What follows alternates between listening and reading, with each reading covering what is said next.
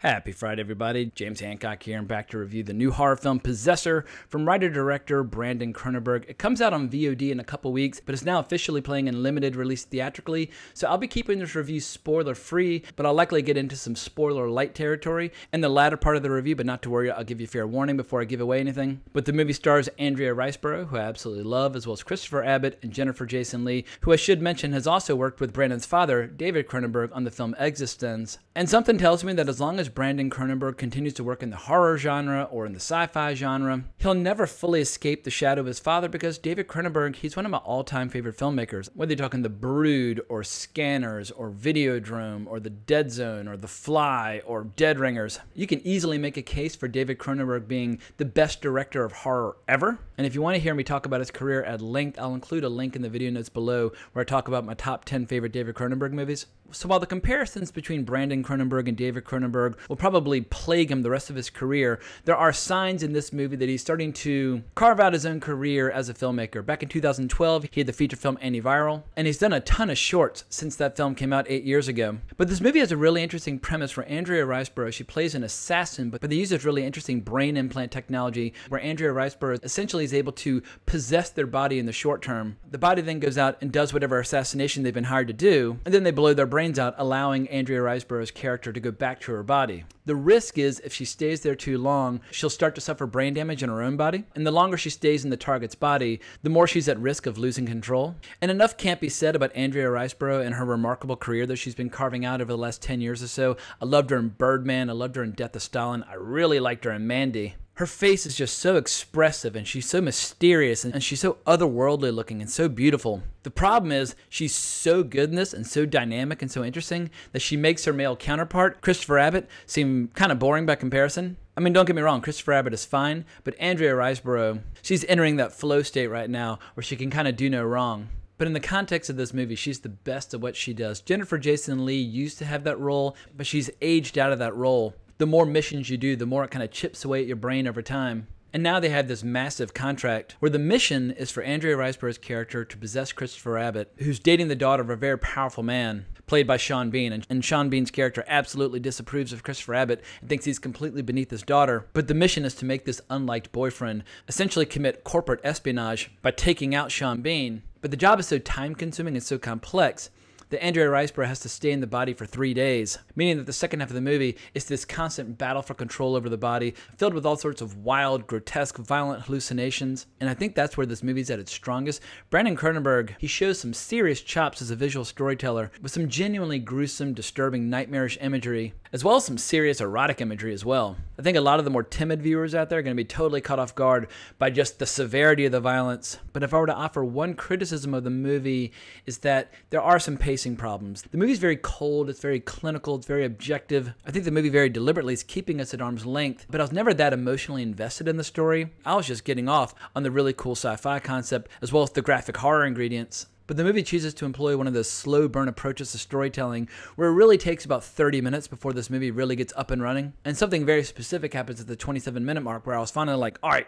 I am totally on board. But in the last 30 minutes or so, in spite of some really gruesome scenes, you start to feel the movie's length, and it's not even that long of a movie. It's only an hour and 43 minutes, but it feels a lot longer. But I don't want to sound unnecessarily harsh. I'm far more fired up now about what the future might hold for Brandon Cronenberg than I was after seeing Antiviral. So if you're a fan of horror and if you're a fan of the Cronenbergs, I definitely recommend that you check it out. For fans of body horror, there's all sorts of juicy details with like brain implants being drilled into people's skulls. There's some really unconventional sexual imagery, and there's plenty of just straight up horrific brutality involving cleavers and guns and people being skewered through the face. This movie does not tap the brakes at all when it comes to blood and guts. But don't go into this movie expecting something on the level of Videodrome.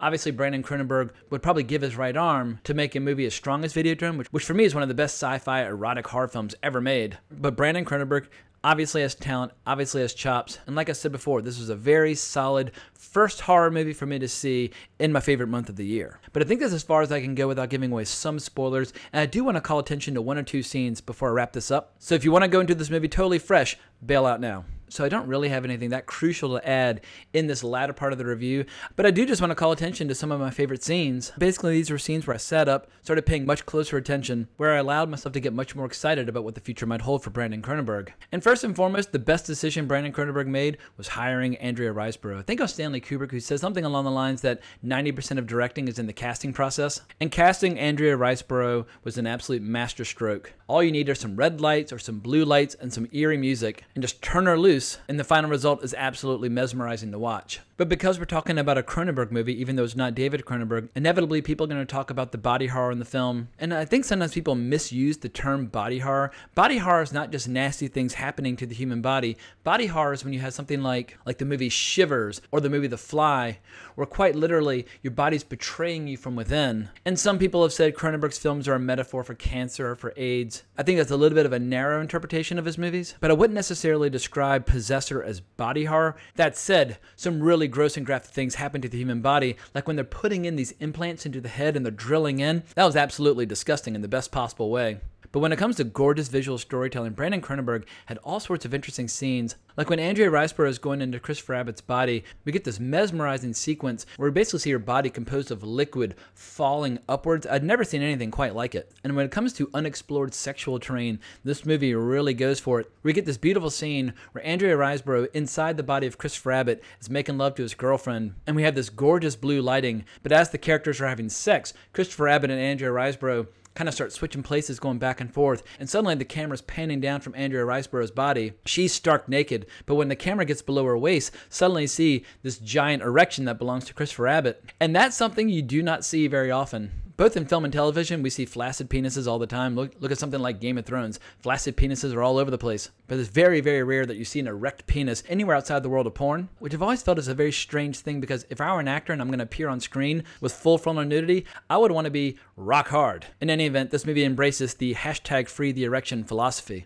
So I'd say there are at least 3 or 4 major sequences throughout this movie where I was really impressed with Brandon Cronenberg's ability to create hallucinatory dreamlike images. We get this one astonishing scene where Christopher Abbott and Andrea Riseborough are basically trying to pull their faces apart from each other. And what it reminded me of is the scene in Dead Ringers where one of the twins is having a bad dream, where they're quite literally attached at the hip and the girlfriend bites down and pulls out all this disgusting flesh. And when it comes to the violence in this movie really makes you feel it. When the attempted assassination of Sean Bean finally takes place, the movie just makes you feel each and every single blow as he's getting beaten repeatedly, and he gets stabbed through the mouth and he's just gurgling in agony. And then they pry his eye out, and then as it turns out, he doesn't even die in the process. You really just feel every single grisly moment. And there's another scene where Christopher Abbott attacks Andrea Riseborough's husband, and after Abbott gets shot, he swings a cleaver, chopping off a few of the guy's fingers, and there's this great close-up where the fingers land on the floor and they slowly but surely come uncurled. It was just an absolutely fantastic moment, and the film managed to deliver a really satisfying ending. One with genuine shock value as well as surprise, where once they realized that Andrea Riseborough would never be able to blow her own brains out and get out of the body, Jennifer Jason Leigh ends up inhabiting the body of her kid, having a violent shootout with her, finally allowing both of them to emerge relatively healthy. But I feel like every horror movie needs a big finish. You never want the air just to slowly come out of the balloon. So I have to admit, I was pretty impressed overall. Did the movie drag at parts? Yes. Does it take a little time to get up and running? Yes. But this is a very stylish horror movie with a lot of really interesting sex and violence, and so I give it a very solid recommendation. Not my highest possible recommendation, but it's well worth a look. In any event, that's all I got to say for now. Hope you enjoyed this review. If you want to talk more about Brandon Cronenberg or David Cronenberg, give me a shout on Twitter or leave a comment in the comments below. And like I said, I'll include a link in the notes below to my top 10 David Cronenberg video. But I think that's all I have to say for now, so thanks so much for watching. I really appreciate it, but more importantly, as always, onwards and upwards.